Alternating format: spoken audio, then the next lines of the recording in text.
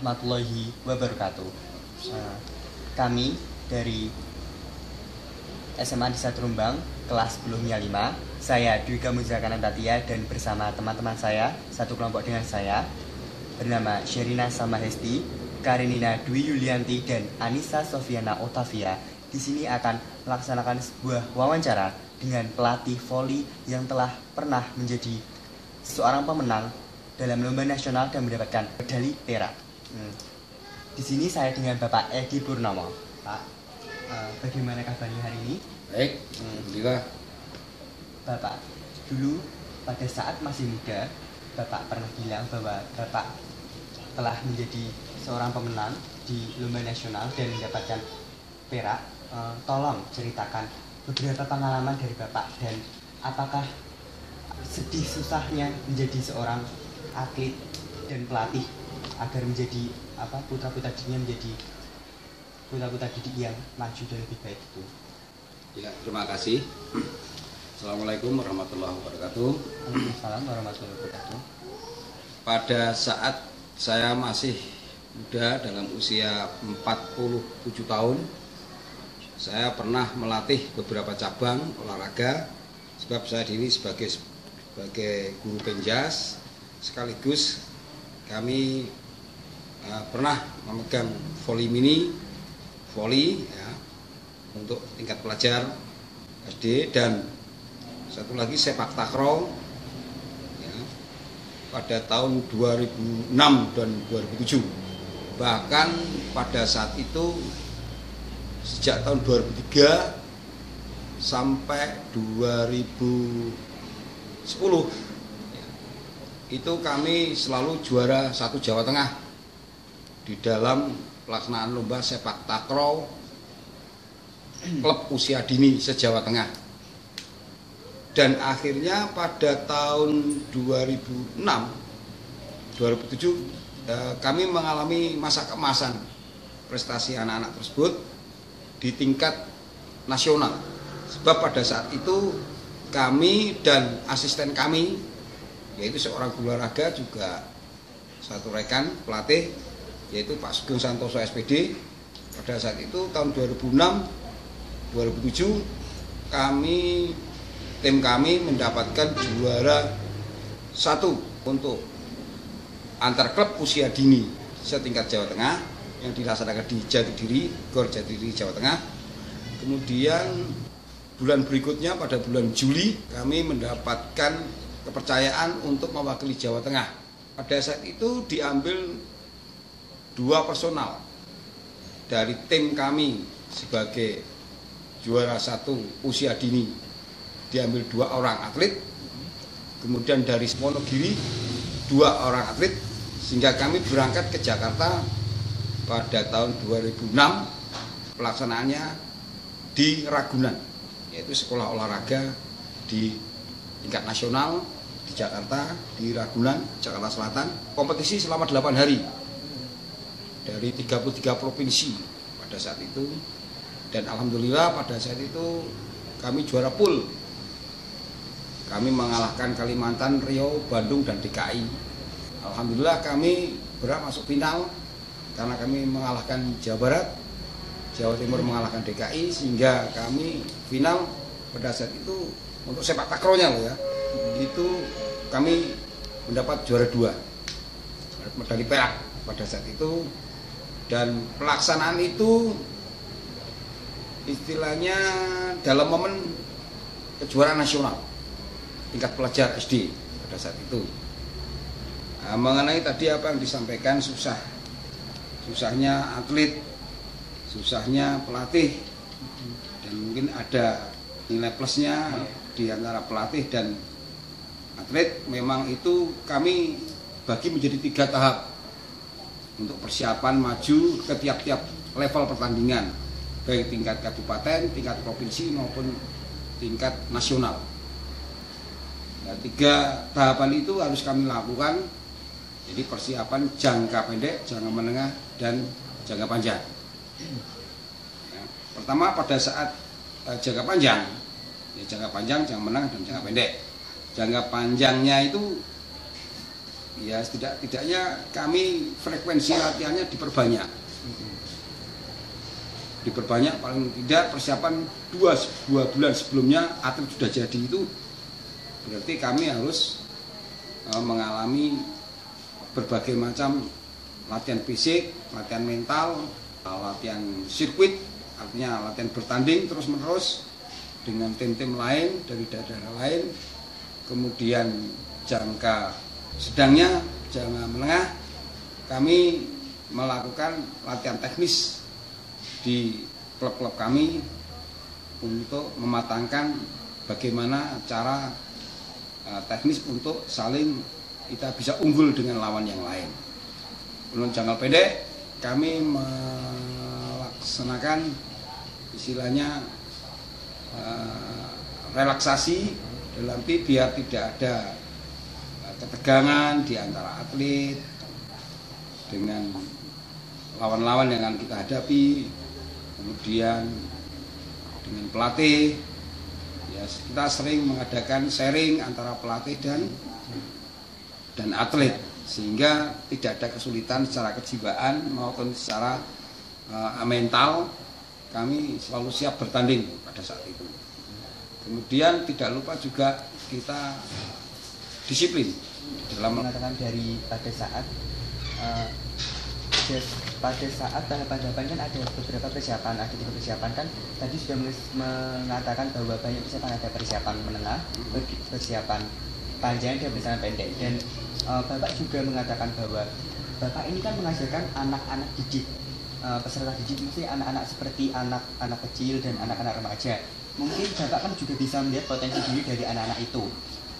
Menurut Bapak sekarang, kan kita membahas potensi diri. Apa yang dimaksud potensi diri dari Bapak? Ya. Potensi yang saya maksud, karena saya selalu bergelut dengan anak-anak setiap hari, ya, saya harus berinteraksi dengan anak. Nah, di situ kami akan melihat, kami kan melihat, oh anak-anak ini berarti punya potensi bakat masing-masing pada diri anak itu. Kan tidak sama mungkin, anak satu aduh ini. Nah, maka berbeda-beda. Dengan berbeda-beda itu kami klasifikasikan. Oh anak ini berarti berpotensi untuk menjadi pemain voli. Anak tersebut bisa potensi bermain sepak bola. Anak ini berpotensi untuk bermain sepak takraw, katakanlah seperti itu. Nah, kami di situ juga ada kegiatan ekstrakurikuler. Di mana ekstrakurikuler itu anak-anak itu akan kami pisah-pisah. Akan kami berbedakan antara cabang-cabang satu dengan yang lain.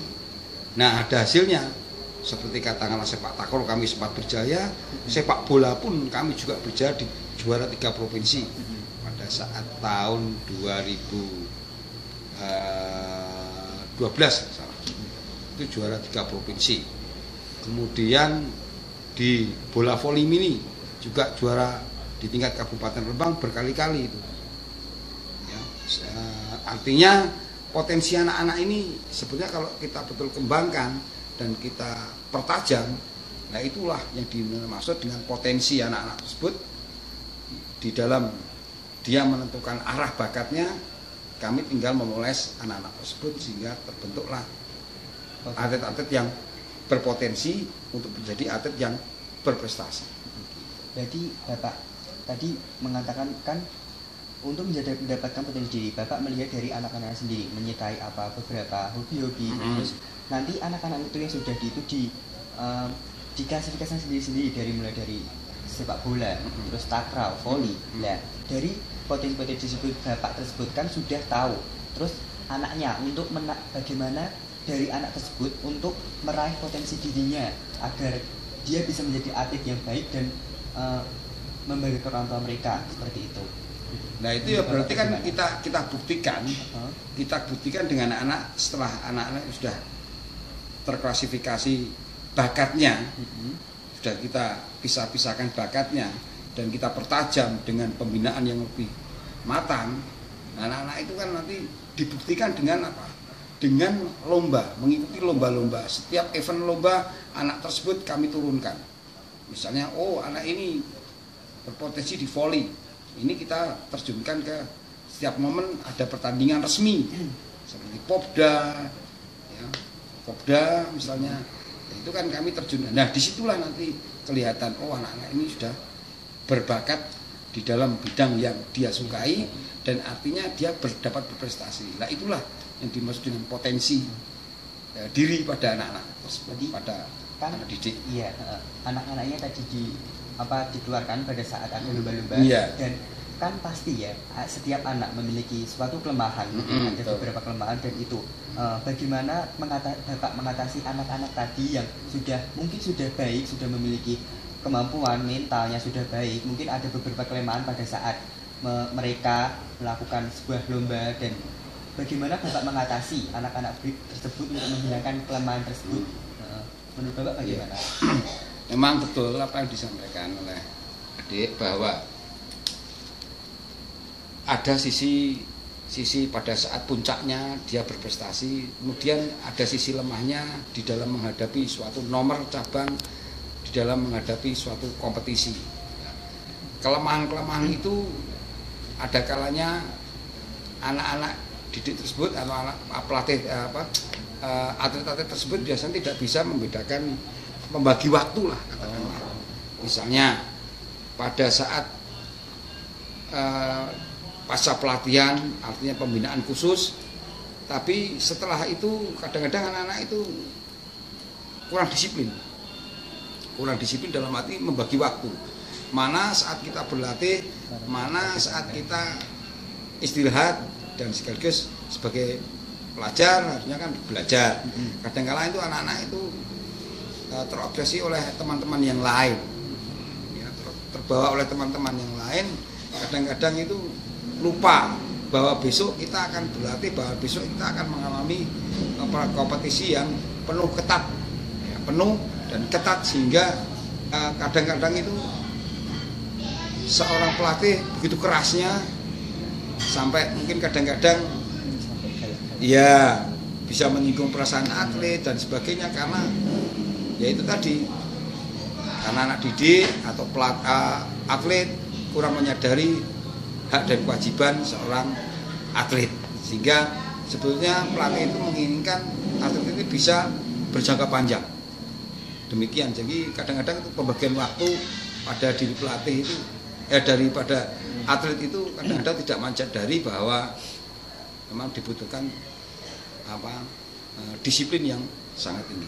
Demikian. Jadi menurut saya Bapak ini sudah berhasil kan membuat anak-anak yang dulunya masih belum bisa mengetahui disiplin yang mana, membagi waktu dengan baik yang mana. Terus Bapak kan juga bisa berhasil membuat anak-anak itu menang di lomba-lomba yang sampai event resmi negara, sampai nasional. Bagaimanakah perasaan mereka? Dan Bapaknya itu, Bapak ini apa yang dirasakan Bapak bisa memenangkan anak-anak didik Bapak menjadi atlet yang sangat hebat seperti itu? Ini begini Mas, bahwa kami sebetulnya ya tidak serta-merta langsung bisa juara kalau tidak melalui proses. Kita harus melalui proses yang sangat berat dan sangat keras dan bertahun-tahun. Dan kami juga sungguh tidak menyangka bahwa kami anak di daerah bisa memenangkan suatu event tingkat provinsi sampai tingkat nasional yang begitu fasilitasnya luar biasa. Kami hadapi seperti katakanlah seperti dari Riau, dari Kalimantan Barat, dari DKI, dan dari Jawa Barat, dari daerah-daerah yang provinsi-provinsi yang begitu hebatnya, bahkan dari kami sendiri daerah yang terpencil, gitu, daerah yang terisolir dari fasilitas-fasilitas olahraga yang sangat jauh dengan daerah-daerah yang lain. Tapi alhamdulillah dengan kerja keras, gitu, dengan kesabaran pelatih dan ketekunan atlet, semuanya tidak akan terjadi, bisa terjadi karena dengan ketekunan dan kesabaran. Ya alhamdulillah kami merasa bangga dan orang tuanya pun juga bangga, dan sekaligus dari anak-anak tersebut juga mendapatkan suatu penghargaan finansial yang sangat lumayan pada saat itu. Anak-anak itu selama 8 hari di Jakarta itu mendapat finansial yang sangat cukup, karena hadiah yang diterima oleh anak-anak itu kalau diakumulasi dari tingkat provinsi sampai ke tingkat nasional, itu satu anak itu mendapatkan finansial bonus dari pemerintah itu sekitar satu anak 8 juta. Dan dari untuk pelatihnya hanya 4 juta pada saat itu. Dan alhamdulillah orang tuanya bangga sekali dan bisa digunakan untuk dana itu untuk melanjutkan ke tingkat sekolah yang lebih tinggi. Bapak kan dulu ini yang mengadakan pada saat event-event lomba di nasional provinsi itu mungkin dari sebuah perusahaan swasta atau dari negara, mungkin negara ini sendiri atau ada dari PSSI itu sendiri. Menurut Bapak bagaimana? Ya, yang pada saat itu di bawah naungan Dirjen Dinas Dikdasmen, dari Dirjen Dikdasmen dari pusat, ya. Anggaran itu dari Dirjen pada tahun 2006 itu dari Dirjen, sehingga berarti itu kan resmi, yaitu dari negara. Terus dari negara ini sendiri Pak, Indonesia yang sekarang kita duduki ini, menurut Bapak bagaimana kondisi negara Indonesia ini di segi bidang olahraga? Terus juga tentang atlet-atlet Indonesia saat ini, mungkin saat sepak bola. Menurut Bapak itu bagaimana saat Indonesia melawan negara-negara lain? Mungkin kenapa Indonesia sekarang lebih melemah dan tidak seperti saat dahulu saat AFF sampai bisa menang, SEA Games bisa menang seperti itu? Mungkin bagaimana menurut Bapak, komentar Bapak tentang atlet Indonesia saat ini? Nah, ini dasar dari jawaban seorang pelatih. Iya. Itu biasanya mengapa dulu seperti sepak bola tahun 56, tahun 57 kita sempat mengikuti Piala Dunia, bahkan kita sempat hampir lolos pada saat itu. Kemudian pada era tahun 90-an juga kita selalu berjaya di Asian Games. Tapi mengapa sekarang ini kok kita agak lemah? Nah, ini berarti kan ada kesalahan dari negara ini di dalam mengadakan pembinaan sekaligus istilahnya untuk memacu prestasi atlet-atlet di negara kita. Ini kalau menurut saya, pandangan saya, ini pribadi saya, itu karena faktor perekrutannya. Satu, faktor kompetisi yang kurang, kompetisi, berbagai macam kompetisi, tidak hanya yang dibidani oleh dari negara saja, tapi dari pihak-pihak swasta dan dari pihak-pihak perusahaan ini kurang, ya, dari stakeholder yang lain kurang. Yang kedua, perekrutan itu agak kurang objektif, dalam arti banyak yang berbau KKN. Katakanlah anak-anak atlet yang sebetulnya tidak terlalu menurut karena dekat dengan seorang pelatih, dekat dengan organisasi yang sangat berpotensi untuk mendapatkan perekrutan atlet. Ini sifat KKN ini yang harus kita hilangkan. Jadi kita walaupun tidak dari daerah atlet, tapi kalau dia prestasinya bagus harus kita ambil dan harus kita biayai dan harus kita bina sebaik-baiknya. Nah, itu insya Allah hasilnya nanti akan baik. Tidak tergantung dari anak-anak yang dekat dengan pelatih, anak-anak dengan organisasi yang punya organisasi olahraga yang lain. Ini harus dijauhkan dari itu. Dan perekrutan seobjektif mungkin. Demikian. Dan kalau perekrutan itu tidak memilih-milih Pak ya, dari mungkin dari kota-kota besar yang memiliki teknologi tinggi terus kemajuan, mungkin ya juga jangan dipikirkan dari teknologinya saja, mungkin dari sumber daya alamnya, manusia SDM-nya, dilihat dulu potensinya, kemauannya, mentalnya. Terus satu pertanyaan lagi Bapak, berikan motivasi kepada para atlet yang ada di Indonesia ini biar bisa lebih maju seperti saat dahulu kala. Ya, kalau saran saya kepada atlet, berlatih yang keras. Ya, berjuang, artinya berjuang, kita harus bisa istilahnya dengan penuh latihan, dedikasi yang baik di bidang olahraga, bagian apa, cabang olahraga apapun. Kita harus betul-betul penuh dengan semangat, tidak patah semangat.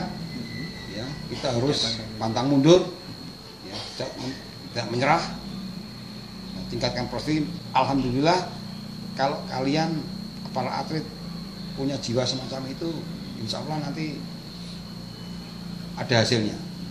Dengan demikian, walaupun ini belum terlambat, anak-anak didik atau anak atlet disiplinlah berlatih. Berdoa juga.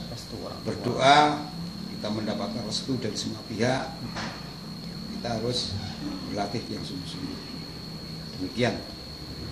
Terima kasih waktunya Bapak atas wawancaranya. Sekali lagi terima kasih karena Bapak telah memberikan kami banyak manfaat, jangan terus juga pesan-pesan kepada kami agar kami dapat lebih maju dalam melakukan apapun, mungkin apa lebih semangat Pak. Terima kasih atas waktunya Pak. Ya. Terima kasih. Sama-sama. Kami tutup acara ini. Wassalamualaikum warahmatullahi wabarakatuh.